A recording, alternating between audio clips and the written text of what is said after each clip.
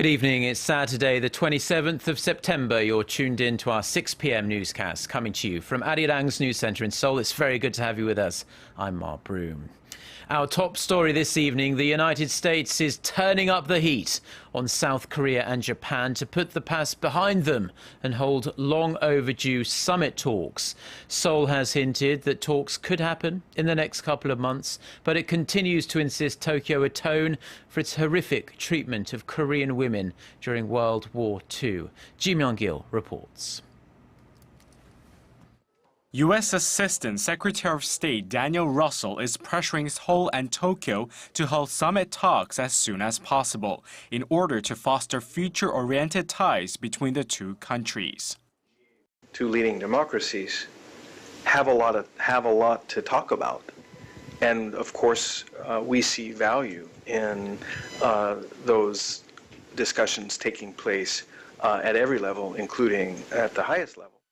Seoul has shown a willingness to improve ties with Tokyo, but only if the Japanese government takes action to restore the honor of Korean women forced into sexual slavery by the Japanese military before and during World War II. Observers say Japan has been refraining from actions that could upset Seoul in recent weeks in order to ease tensions. On a related regional note, Russell went on to say that North Korea's goal of simultaneously pursuing nuclear weapons and undergoing economic development was an illusion. Hope to achieve economic growth and provide for its people is a fallacy. It is not true. It cannot be done. It will not happen. The Assistant Secretary of State urged Pyongyang to live up to its own commitments by giving up its nuclear program. He held out prospects of a better future for North Korea if it chooses to denuclearize. Russell said the U.S. and other countries will be full partners if Pyongyang makes a decision to rebuild its economy and lay down its nuclear weapons. Myung-kil, ARIRANG News. South Korea has asked Iran to help North Korea give up its nuclear weapons program. Seoul's Foreign Minister Yoon Byung-se made the remarks during a meeting on Friday local time with his Iranian counterpart Mohammad Javad Zarif on the sidelines of the UN General Assembly in New York. Yoon said Iran could prove to be a good role model for North Korea if it reaches a nuclear deal with 6 major powers soon over its own nuclear program. The Iranian minister confirmed that Tehran is not engaged in any form of military cooperation with North Korea. The two ministers also discussed ways to boost their bilateral ties. A high-level U.S. military official has warned that North Korea could be preparing to roll out a road-mobile intercontinental ballistic missile that could threaten the continental United States. In an interview with Bloomberg, commander of the U.S. Pacific Command, Admiral Samuel Locklear, said Pyongyang is in the final stages now of fielding its KN-08 missile, which has a range of over 5,500 kilometers. He added that although the missile is not operational yet, there has been a significant pickup in activity around the missile's location. Locklear said the United States should place a high priority on updating its missile defense system in response to these road mobile ICBMs. Now, Korean doctors will soon be able to practice their medical services in Abu Dhabi with greater ease. The UAE has decided to grant greater recognition to those with Korean medical licenses. Our Son Jung-in reports. Many countries are attempting to make inroads into the United Arab Emirates medical industry. It is considered as a new golden market with its rich resources and people becoming more attentive to their health. Korea has now gotten the first jump on its competitors in Japan and Singapore. The UAE government recently decided to grant more authority to the Korean medical license in the country. The UAE decided to upgrade the medical licenses of Korean doctors from Tier 2 to Tier 1, meaning that the license holders will be exempt from unnecessary procedures. Korean doctors who currently need at least 8 years of clinical experience to work as a physician in Abu Dhabi will now be required to have just 3. Also, they will assume bigger roles from the assistant level to key medical staff level, in addition to earning higher salaries. Korea's Health and Welfare Ministry said the agreement reached with Abu Dhabi's health authority is expected to be implemented by the end of this year. I had a comfortable time receiving medical treatment in Korea. The skills of the doctors were excellent, and the nurses were very kind. Analysts say the local medical team's advanced skills and devotion to their patients were the main reasons for the change. Experts believe the groundbreaking deal between the two countries will serve as a stepping stone for Korea into other countries in the Middle East as well. 손정인, 아리랑 뉴스. Now, the chief of U.S. Armed Forces says U.S.-led airstrikes in Syria are damaging the control and logistics capabilities of Islamic State. Speaking at the Pentagon, General Martin Dempsey said the aerial bombardment of IS positions has made a dent in the extremist group. That said, Dempsey stressed airstrikes alone are not enough to destroy Islamic State. He says a ground campaign would both be needed in Iraq and Syria, and suggested that up to 15,000 fighters drawn from Syria's moderate opposition would be needed for a ground force in that country. Citing a US official, AFP reports that US-led air raids over Syria are now near continuous. The United States has pledged to make another fresh effort to give a UN agency the right to regulate the internet at next month's gathering in Korea of the International Telecommunications Union. 3 US State Department officials spearheading Washington's policy on the issue say some countries want to do away with the existing multi-stakeholder approach by centralizing control over the internet.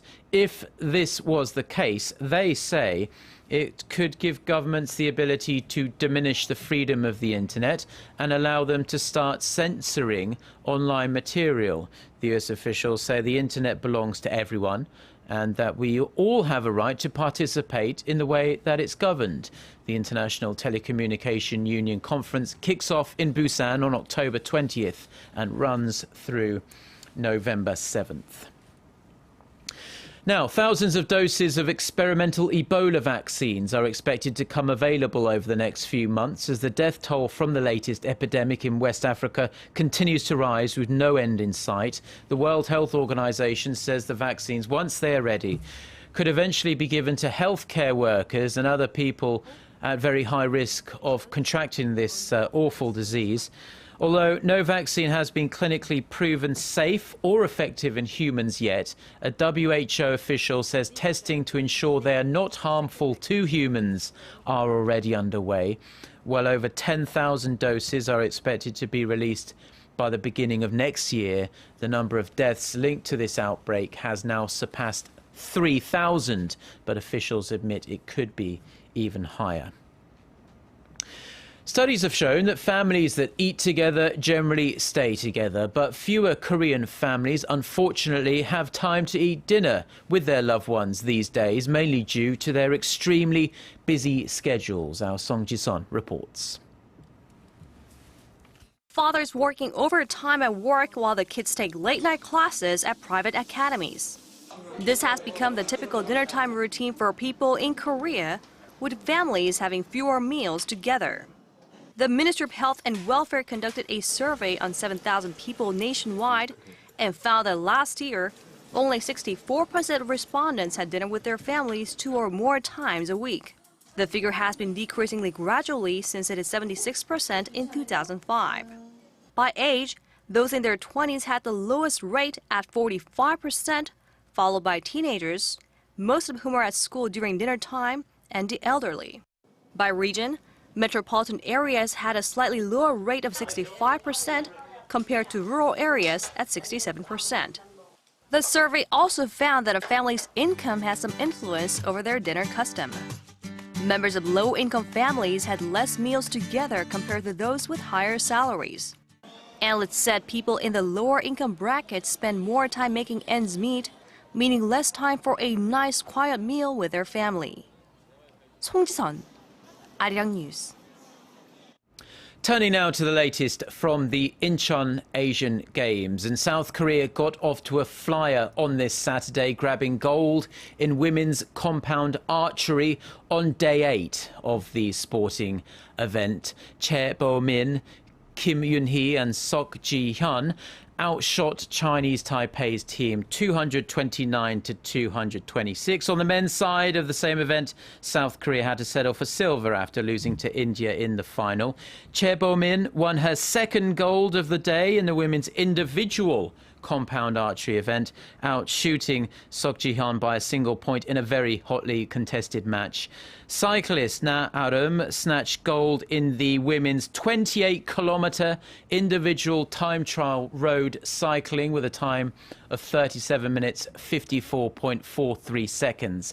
Kim Min-ji secured another gold for South Korea in the women's skeet event, defeating a Chinese rival by 1 point in the shoot-off. And South Korea's baseball team take on China in the semi-final this evening. It gets underway at 6:30 p.m. Korea time. In about 20 minutes, the winner will play Chinese Taipei in the final on Sunday evening. And finally, taking a brief look at the weather. Most of Korea is under partly cloudy skies this evening, and it's going to be a relatively mild night, with the overnight low only dipping to 17 degrees Celsius here in Seoul. Sunday will be another beautiful day under partly cloudy skies, and daytime highs in the country will be in the mid to high 20s nationwide. Let's take a look at the weather wherever you are in the world.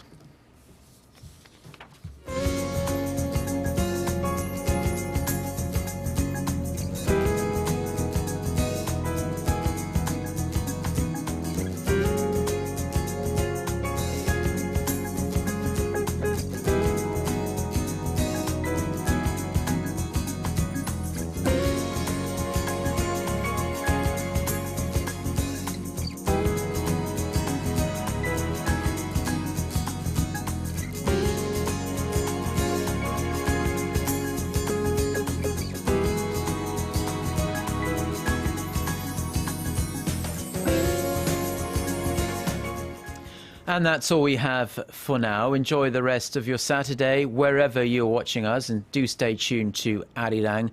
I'll be back again with our next newscast at 10 p.m. Korea time. Until then, goodbye.